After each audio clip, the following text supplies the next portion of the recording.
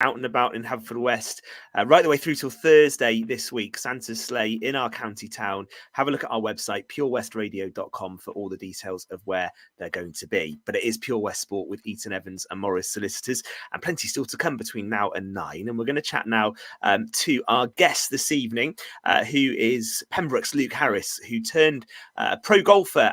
In fact, a year ago today, he announced on Twitter that he was going pro. So it's a good time to reflect on that first year and see what's ahead. Luke, evening to you. How are you? I'm doing good. How are you all doing? Very good, thank you. And I think that's quite a good place to start, given that it is the year anniversary, pretty much, of you turning pro. So just to kick us off, really, what made you take that decision to go pro, and how has the last year been? How's life changed for you? It's changed quite a lot.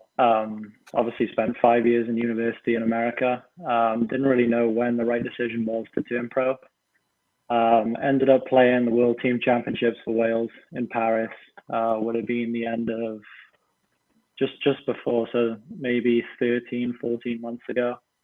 Was kind of in good form. Spoke to my coach and he was just like, why don't you try BP World Tour Q School?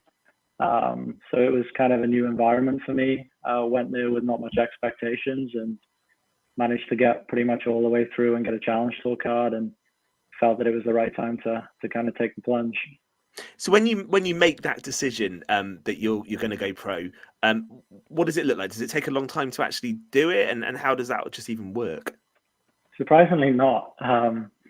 Pretty much all you've got to do is clarify you're turning pro at a tournament. It's got to be like a official world golf ranking event.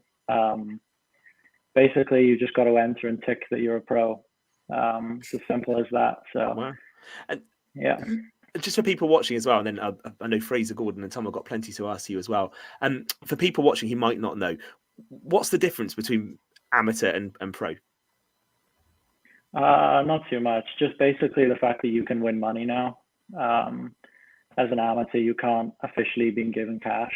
It's kind of got to go through like the golf club and the pro shop and stuff. Whereas turning professional, you can actually make money and make a living. Apart from that, not too much else. Obviously, strength of competition improves. You get tournaments on TV, Sky Sports and stuff when you get to main tour, and that's pretty much it. Fraser. Yeah, psychologically, has it changed for you a lot now, though, Luke, turning professional? I know what I mean is obviously, like you say, financial aspect now is significant. You're playing for your own livelihood, so to speak. There is increased pressure and exposure at the tournaments you'll be playing in now. Have you felt different in terms of focus and mentality when you go into tournaments as opposed to when you were amateur? Yeah, definitely. It's kind of a sense where like every shot matters now. It's even like coming down the stretch on a Sunday where it's like, if I can make one or two more coming in, like it's a few extra bob, it's not a sense where in amateur events, it's like, okay, if I make a few more coming in, then great, I might come 20th rather than 25th. But now I'm kind of playing for my own wage. So it's kind of every single thing matters from the time I turn up on the property to the moment I leave. And I've always actually been interested in this aspect. Obviously, now you're professional. I assume you're playing more tournaments. You've got the professional golfers do play a lot of tournaments. How much time in between those tournaments do you spend practicing? Or do you not have the time, dedicate so much time to the range, and so to speak, once you're in the professional era? Quite a lot, actually.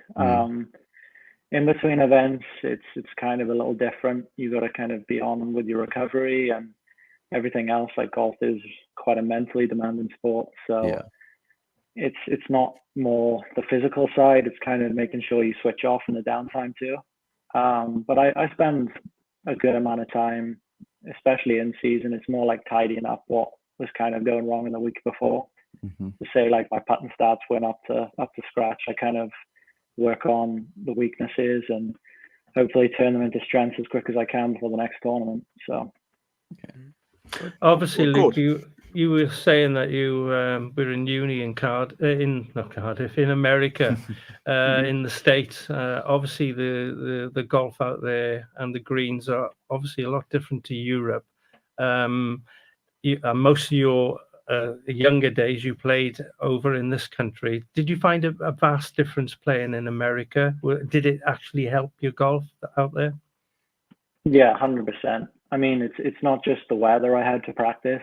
I had great facilities, had a great team around me, kind of kept pushing me to become better. But as you mentioned, like the different grasses and grains, we had great coaches over there.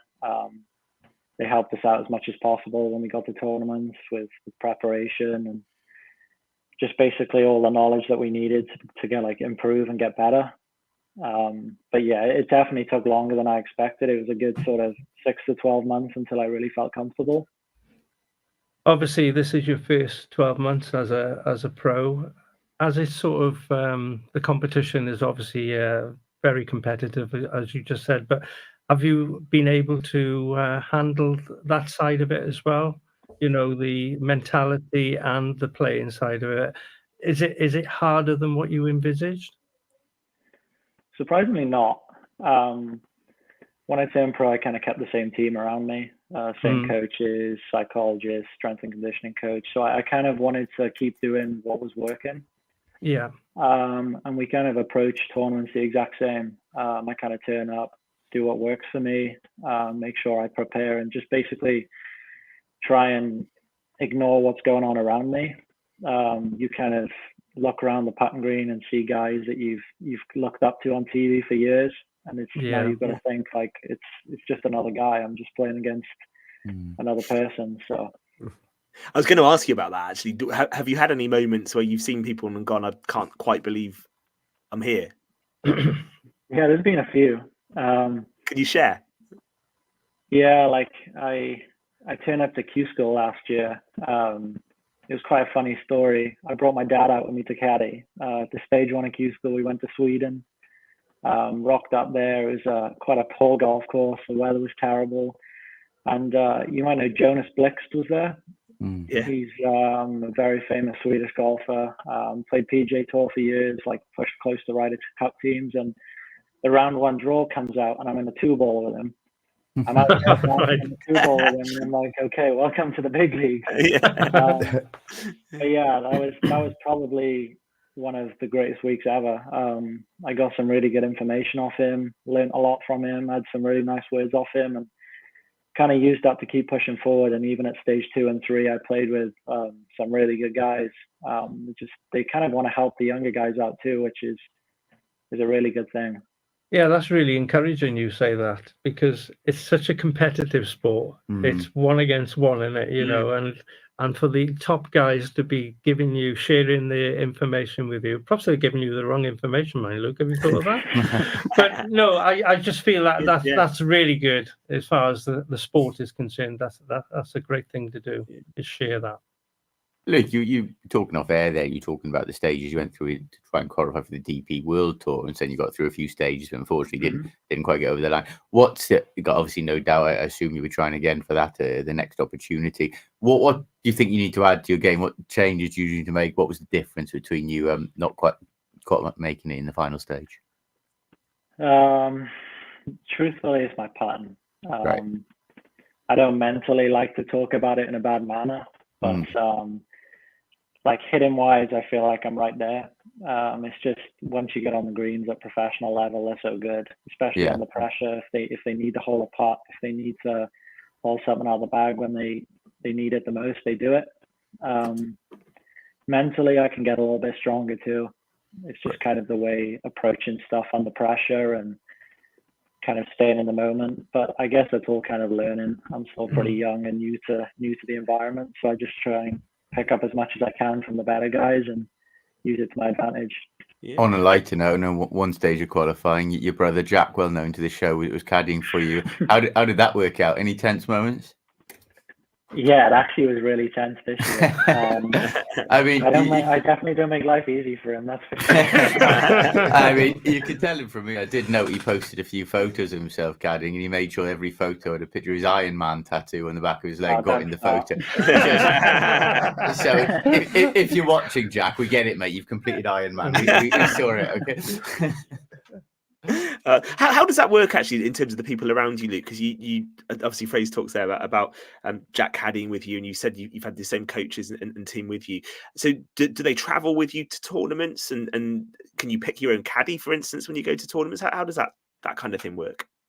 Yeah, like pretty much playing wise, you won't have a full-time caddy until you get a full card on the DP World Tour. They're pretty expensive, especially professional caddies.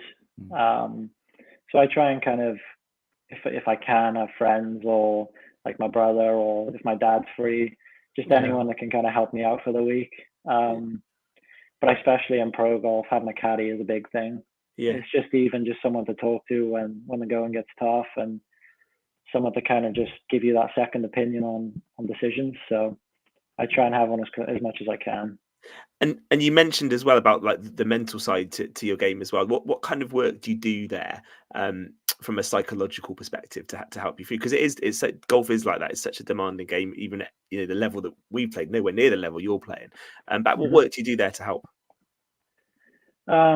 We've worked a lot of like pressure situations, breathing techniques, and basically just trying to stay in the moment as much as possible.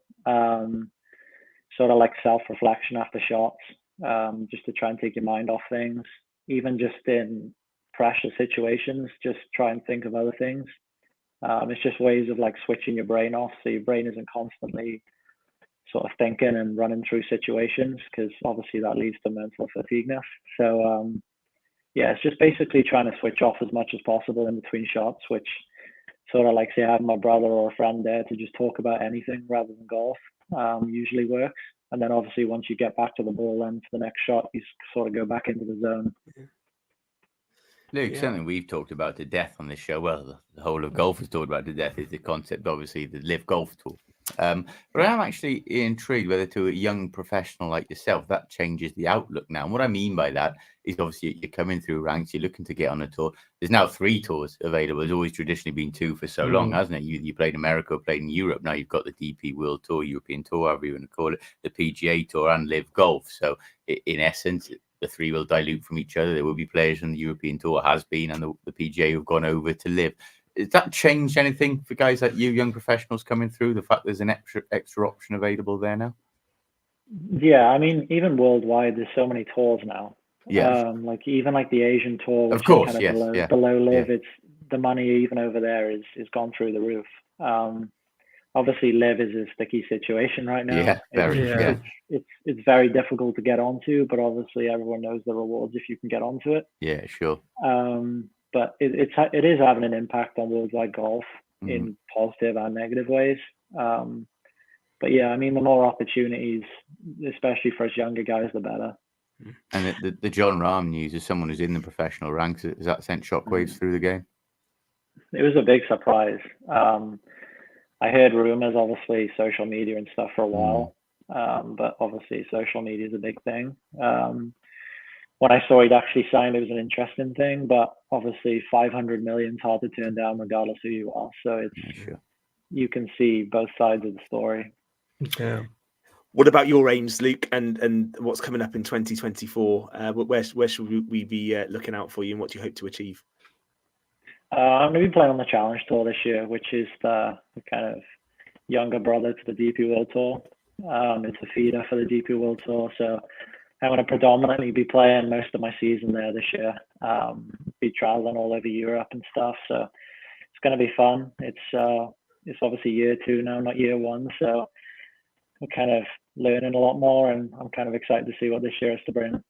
What's that travel like? I bet you said off air that you've done a lot of it in the last 12 months. What's that like, traveling around to play your golf? That must still be quite an exciting thing to be doing.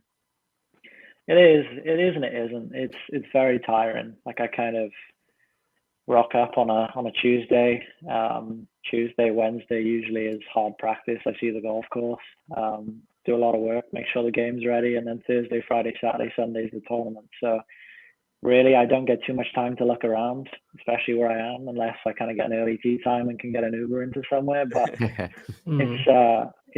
it's good fun. I get to see a lot of cool places and travel, so it's kind of what I've always wanted to do. Well, good stuff. Put you on the spot now. Look, you're back home in Pembrokeshire. You ever get out on the courses where you grew up playing in Tenby and Pembroke? And like I said, I'll put you on the spot. Name Pembrokeshire's best course, apart from St David's, because that's obviously clear. Pembrokeshire's course. Probably gonna have to go with Tenby. Yeah. I've kind of been there for a good few years now, and with the views, and if it's in great condition like it is most of the year, it takes some beating. Do you get out to play it when you're home? Yeah, so I'm actually a member there, so they've been really good to me the last few years, and yeah, I spend most of my time there, so I kind of know the place like the back of my hand now. Well, listen, Luke. I just want to say, Go on, Ben, we've had, excuse me, Anna's been in touch. Hopefully this will be Oliver in a few years to come. So this is Oliver, Anna's son. He recently got awarded the Peggy Darlington Trophy at Milford Haven Golf Club. Luke, what would be your advice to any young up-and-coming golfers that are looking at the likes of you, and they're looking at Kim Thomas, maybe a former pro and commentator now, of making that transition and making golf a part of their life? I just say, just keep working hard, keep doing the right things. Obviously, short game's a big thing. Just kind of make sure you're enjoying it too. You're kind of going to fall out of love with the game if you don't keep enjoying it. But just keep setting goals, and it's always the small wins that matter. That's great. Absolutely brilliant, Luke. Well, listen, thank you for being with us. It's great to have you on whilst you're back in the county as well, and we'll definitely follow your progress over the next few months. We'd love to have you back on to hear how year 2 goes. So keep up the great work. Thank you very much for your time this evening. That would be great. Thanks for having me. Excellent. You, absolutely. No problem. We are going to take a moment on Pure West Sport, and we'll be back for part 3 next. From childhood to adulthood, Orbis Education and Care ensures